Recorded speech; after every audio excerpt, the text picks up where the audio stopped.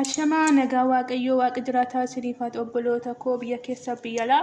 akkam jirtu nagaa keessaniin nagaa dhagalata waaqayyoo yuutuubii kiyya subscribe like share naataa isaa isiniin jedhu obboloota koo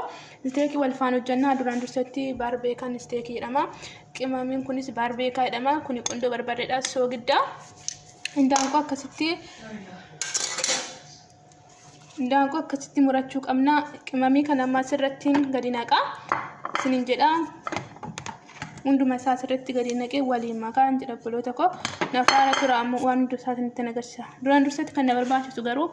dhadhaa mashruumii shunkurtii adii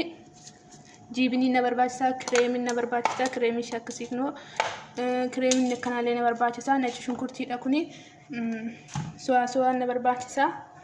asitti kaarotii muree affeelladheen jira akkasitti Borokilii akkasitti affeeleen jira umaatti tooti naqin bishaan duwwaadhanii nafaana tura obboloota koo